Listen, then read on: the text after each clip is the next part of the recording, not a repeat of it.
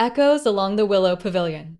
When dawn loosened its mist from the river, the village woke as if from a shared dream. Lanterns still bowed in their eaves. A cat threaded the narrow alley between rice-paper doors and a smoke-warmed tea-house. In the center of the hamlet, beneath the long sweep of a willow, stood a pavilion whose wooden beams had learned the seasons by heart. An old musician lived there. He called himself Ahan, and each morning he tuned the guqin that had been carved by his grandfather's hands. Ahan believed that music was a kind of cartography. Notes mapped where he had been and where he might go. Intervals marked the borders between memory and possibility. He would place a cup of tea beside the instrument, close his eyes, and let his fingers remember the names of sounds.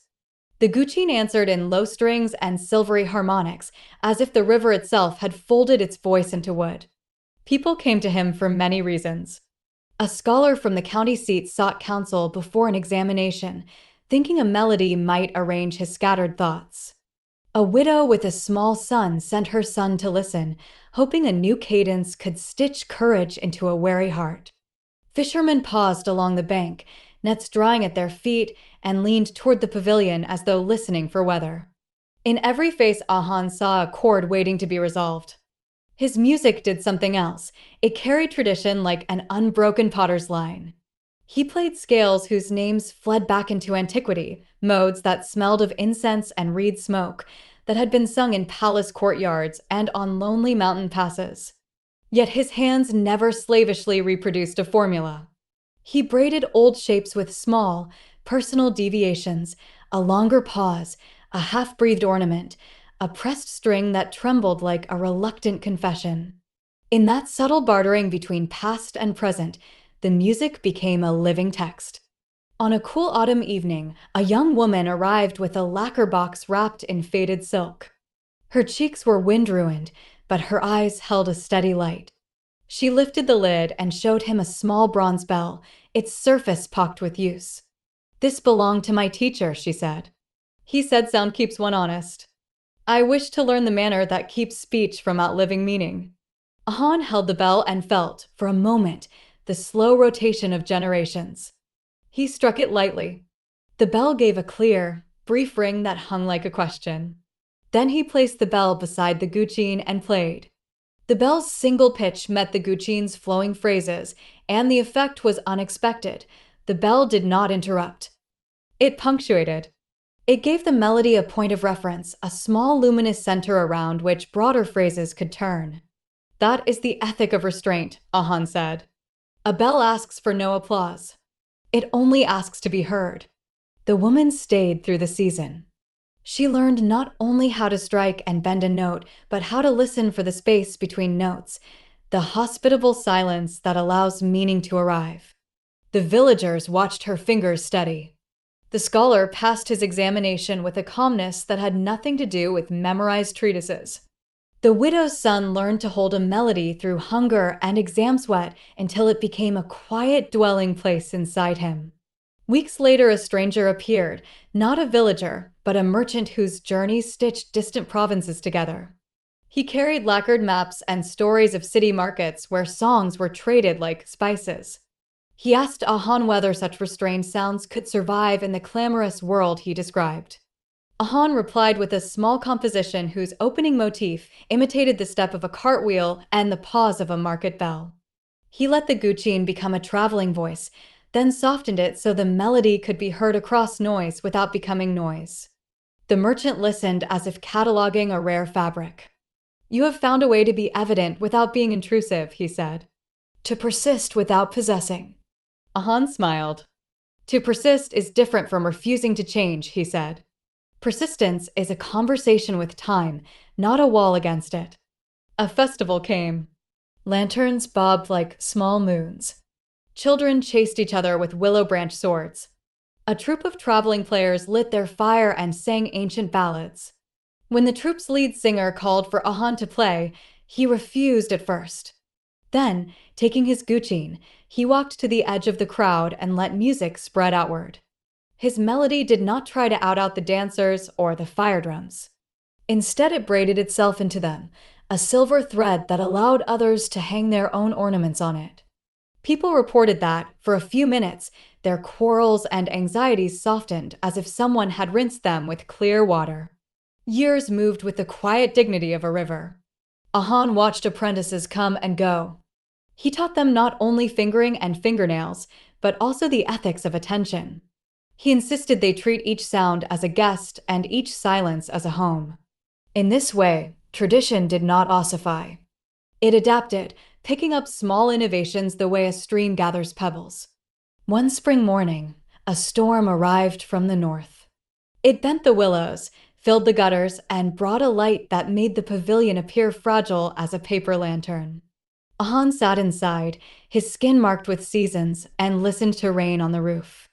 He felt the same humility that comes when you realize the world sings without asking for permission. People feared storms. They feared loss, the rearrangement of plans and houses. But from his chair, Ahan watched neighbors help neighbors tie roofs and carry water.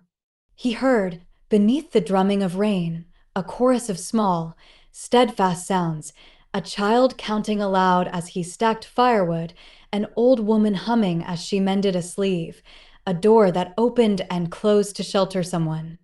The storm did not wash away their music. It rearranged the score so new harmonies could be heard. When the rain cleared, the sun trimmed the village with gold.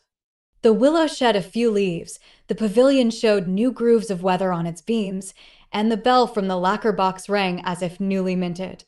The young woman, now steadier in her playing, stood beside Ahan. "What is the virtue of all this, the bell, the guqin, the pauses?" she asked. Ahan looked at the river, at the carp that had reappeared beneath its surface, at the fisherman who now sang as he cast his net. "The virtue," he said, "is fidelity. Not fidelity to a single form or rule, but fidelity to the face of things as they are, to sorrow when it comes, to joy when it is offered, to the exact texture of sound. If you are faithful to what appears, your life will arrange itself around honesty." He promised no everlasting body. Ahan never peddled illusions. Instead, he taught a discipline: to listen with patience, to answer the world with deliberate gestures, and to make what matters serviceable for the next hands that would hold it. From that discipline, the village drew a quiet resilience. Songs ceased to be mere diversion. They became embodied memory, practical prompts for how to act. Decades later, travelers still passed the Willow Pavilion. Sometimes they would see a small group gathered, students of the guqin, an old merchant retelling markets by lantern light, a child threading beads onto a string while humming a difficult interval. The music continued not as a fossil, but as a river braided into many small streams, each one altering its course by the slightest touch. Ahan's hands eventually grew slow, but the sound he had taught remained. The last chord he taught was simple, a sustained note that needed nothing more than to be held. Those who learned it passed it along, and the village continued to rise with music in the morning, the guqin, the bell, the calloused hands of fishermen, small evidences that life, like melody, can be sustained by attention and fidelity. And so the pavilion stood, weathered, repaired, and inhabited by voices that remembered how to listen. The music never claimed dominion over life. It only granted those who attended it a map for moving through the world with care. In the end, the sound was neither conquest nor retreat. It was the soft, persistent work of keeping a world fluent and human. Vocabulary: cadence, a rhythmic sequence or flow of sounds in language, music, or movement. Her voice assumed a solemn cadence when she recited the old poem. Timbre, the quality of a musical sound that distinguishes different types of sound production or instruments. The timbre of the guqin gave the melody a dusk-like intimacy. Resonant, having the ability to produce or reinforce sound vibrations. Metaphorically, deeply meaningful or evocative. His resonant observation lingered in the listener's minds long after the performance. Ephemeral, lasting for a very short time. Transient. Cherry blossoms are beautiful because they are ephemeral. Praxis, the practical application of a theory or skill. The enactment of knowledge through action. Ahan insisted that musical theory must be joined with praxis to be of any use. Consonance, harmony, or agreement among components. In music, simultaneous combination of tones that is stable. There was a consonance between the melody and the rhythm of the river. Dissonance, lack of harmony or agreement. In music, an unstable combination of tones that creates tension. The sudden dissonance in the composition made the resolution more satisfying. Provenance, the origin or source of something, often used to describe the history of an artifact. She sought the provenance of the bell to honor the lineage of its keepers. Mnemonic, a device or technique that aids memory. He taught the children a mnemonic to recall the sequence of modes. Introspection, the process of examining one's own thoughts and feelings. Self-reflection. After long practice, she turned to introspection to refine her artistic intentions. Transcendence, the state of going beyond ordinary limits. Surpassing, a feeling of elevated insight.